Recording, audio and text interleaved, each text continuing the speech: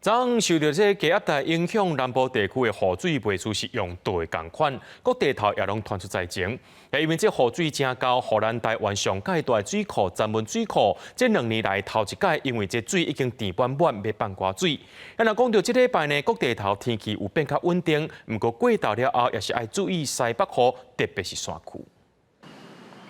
影响台湾的低压云系8日已经减弱，所以8日各地天气拢是侪云到好天。但是各地山区过道开落雷公雨，气象局提醒，尤其是花莲、台东和中南部地区要特别注意。也若8日到8五，大部分地区天气算稳定，但是过道开像雷公雨，尤其南部山区雨会较大。其实从周1到周5呢，大部分都是午后雷阵雨影响的天气为主。周2、周3的时候，其实午后雷阵雨的范围可能还是会让南部地区、南部近山区有一些较大的雨势出现。那到了周4、周5的时候，午后雷阵雨会相对的缓一点。因为台湾自8月底开始，小连续受到风台、苏拉和海葵的影响，落真侪雨。大部分的水库有够成甜，加上这2日南部接得上大雨，尤其在文水库5月底蓄水量干那6.5%，水量存3000多吨。原底黄酸雨季，各咧烦恼无水通用，即马水量有到5亿吨才济，已经要满库。吹这暗是2年来头一届放水。即马咱南部的水库